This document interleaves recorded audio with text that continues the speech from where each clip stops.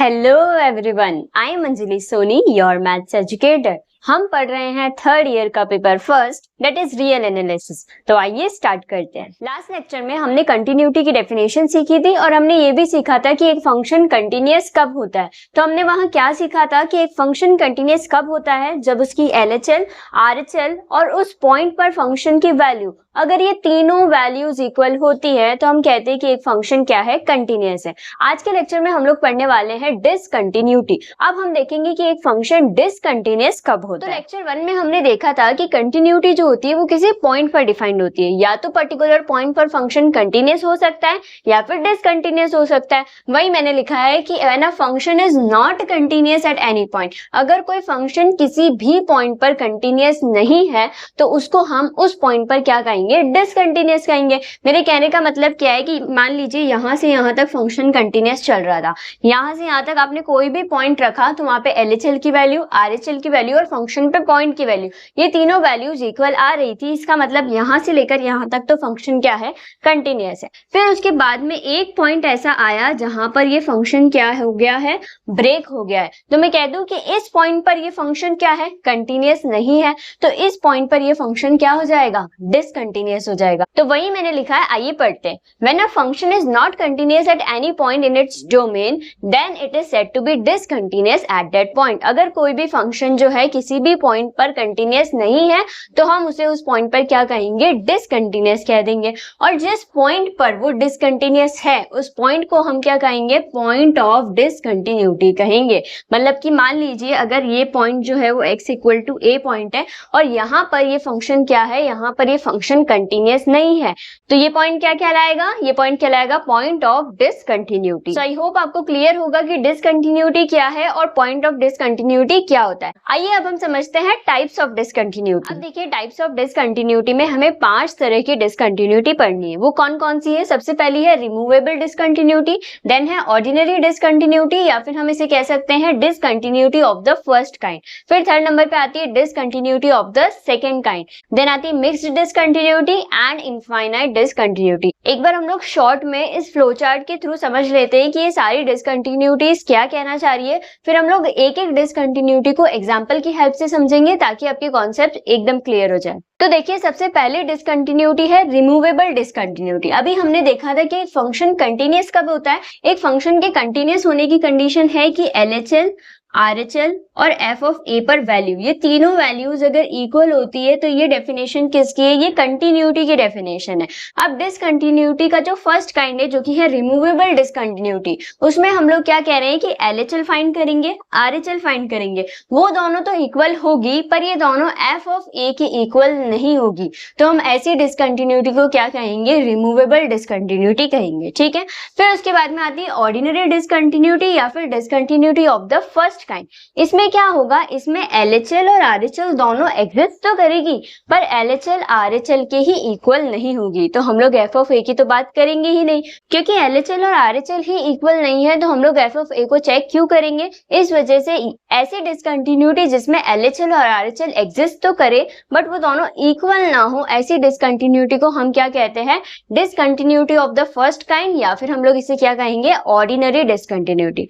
फिर उसके बाद में आती है discontinuity of the second kind. इसमें क्या होगा, इसमें LHL और RHL दोनों एग्जिस्ट ही नहीं करेगी। यहाँ एग्जिस्ट तो कर रही थी पर दोनों इक्वल नहीं थी, पर इस केस में दोनों एग्जिस्ट ही नहीं करेगी, तो वो कौन सी डिसकंटिन्यूटी होगी, वो डिसकंटिन्यूटी ऑफ सेकंड काइंड होगी। ठीक है।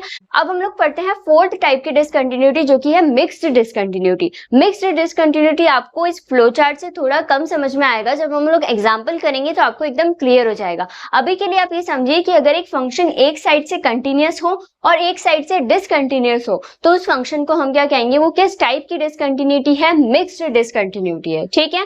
देन आता है इनफाइनाइट डिसकंटिन्यूटी। इसमें ये होता है कि या तो LHL या RHL प्लस माइनस इनफाइनाइट आता है तो हम उस डिसकंटिन्यूटी को क्या कहते हैं, इनफाइनाइट डिसकंटिन्यूटी। आई होप आपको ये सारी डिसकंटिन्यूटी समझ आ गई है। आइए अब हम इनके एग्जांपल्स लेते हैं ताकि आपको और अच्छे से समझ आ जाए। देखिए, सबसे पहले डिसकंटिन्यूटी हमने पढ़ी थी रिमूवेबल डिसकंटिन्यूटी। उसमें हमने क्या कहा था, उसमें हमने कहा आता है LHL और RHL तो इक्वल होंगे पर f ऑफ a के इक्वल नहीं होंगे। आइए इसे एग्जांपल से समझते हैं। एग्जांपल है कि x जब 0 नहीं होता है तब तो फंक्शन की वैल्यू 1 आती है, और जब x 0 हो जाता है तब फंक्शन की वैल्यू क्या आती है, 0 आती है।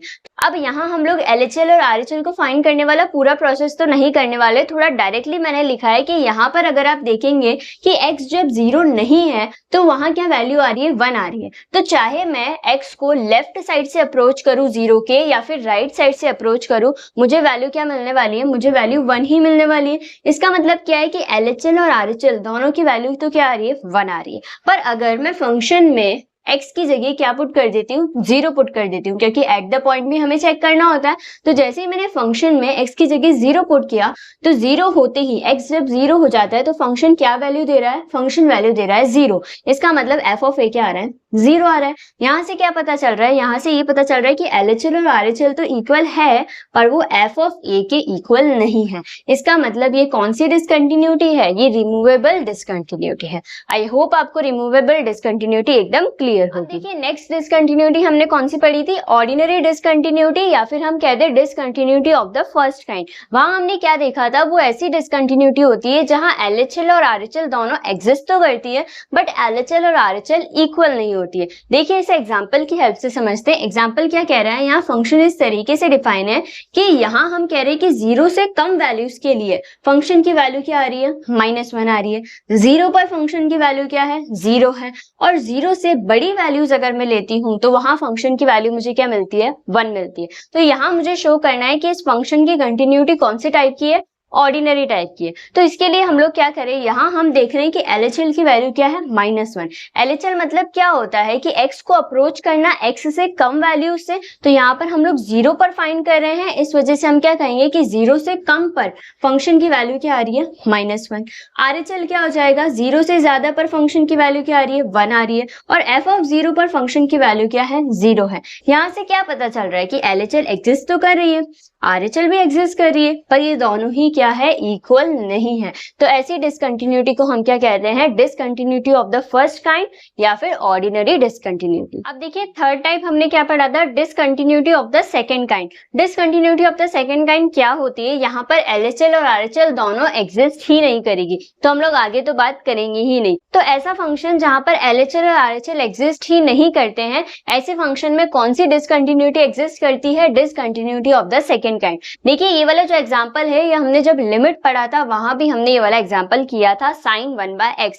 इसमें हमने LHL और RHL की वैल्यू फाइंड करी थी और हमने देखा था कि वहां पर LHL और RHL एग्जिस्ट नहीं करती, तो यहाँ भी यही होगा। देखिए LHL और RHL फाइंड करने का प्रोसेस हम लोग लिमिट में अच्छे से सीख चुके हैं, यहाँ हम लोग उसे डायरेक्टली अप्लाई करेंगे। तो वही मैंने किया कि LHL हम लोगों ने फाइंड किया। LHL क्या होता है, limit h tending to 0 f of a minus h। जब भी हम लोग LHL फाइंड करते हैं तो फंक्शन में x को किससे रिप्लेस कर देते हैं, a माइनस h से। यहाँ पर हमारा a पॉइंट क्या है, यहाँ पर हमारा a पॉइंट 0 है, तो वही मैंने किया। अब जैसे ही मैं h टेंडिंग टू 0 यहाँ लिमिट अप्लाई करूंगी तो इस फंक्शन की मुझे कोई फाइनाइट वैल्यू नहीं मिलेगी। साइन फंक्शन की ये वैल्यू कहाँ से कहाँ ऑसिलेट करेगी, 1 से -1 के बीच में ऑसिलेट करेगी। इसका मतलब मैं क्या कह सकती हूँ, इसका मतलब ये है कि LHL इस फंक्शन की एग्जिस्ट नहीं कर रही है। सिमिलर पैटर्न में अगर मैं RHL फाइंड करूंगी तो वो भी एग्जिस्ट नहीं करेगी। तो यहाँ से मैं क्या कह सकती हूँ कि इस फंक्शन के लिए LHL और RHL दोनों एग्जिस्ट नहीं करते। तो ये कौन सी डिसकंटिन्यूटी है, ये discontinuity of the second kind है। अब देखिए नेक्स्ट टाइप क्या है, नेक्स्ट टाइप है मिक्स्ड डिसकंटिन्यूटी। मिक्स्ड डिसकंटिन्यूटी में क्या होता है, किसी फंक्शन के लिए अगर LHL की वैल्यू एग्जिस्ट नहीं कर रही है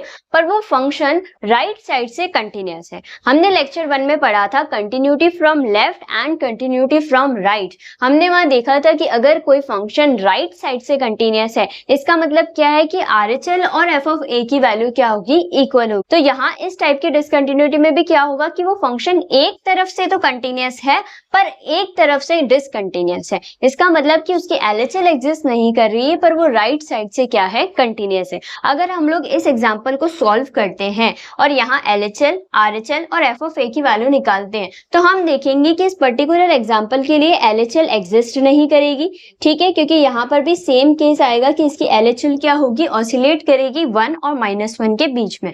पर यहाँ हम देखेंगे कि इसमें अगर हम RHL की वैल्यू फाइंड करते हैं और f ऑफ a फाइंड करते हैं तो वो दोनों ही हमें कितनी मिलेगी, 0 मिलेगी। तो इससे ये पता चलता है कि ये फंक्शन राइट साइड से तो कंटिन्यूअस है पर इसकी LHL एग्जिस्ट नहीं कर रही, इस वजह से ये फंक्शन डिसकंटिन्यूअस कहलाएगा।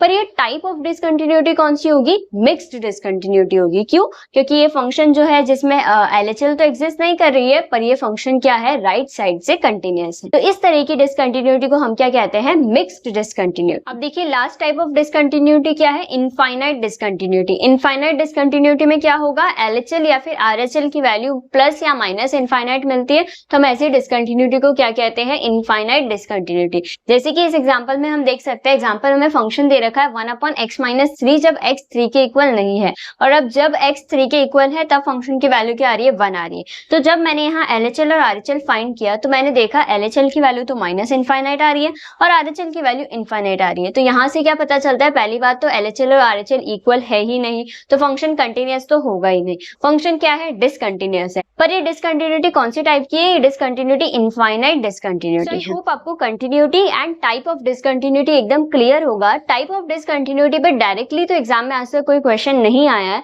बट जब हम लोग एग्जाम्पल सॉल्व करेंगे और वहां हम लोग किसी फंक्शन को डिसकंटिन्यूअस बताएंगे तो हम वहां ये बता सकते हैं कि वो कौन से टाइप की डिसकंटिन्यूटी है, क्योंकि हमें पांचों तरह की डिसकंटिन्यूटी एकदम क्लियर है। तो जब हम लोग क्वेश्चन सॉल्व करेंगे तो वहां हम आइडेंटिफाई भी करेंगे कि वो पर्टिकुलर क्वेश्चन में किस तरह की डिसकंटिन्यूटी है। ओके, आज की वीडियो में बस इतना ही। नेक्स्ट लेक्चर में हम लोग पढ़ेंगे हेनीज डेफिनेशन ऑफ कंटिन्यूटी और उससे रिलेटेड एक थ्योरम को भी हम लोग प्रूफ करेंगे। So stay tuned for the next video. Thank you.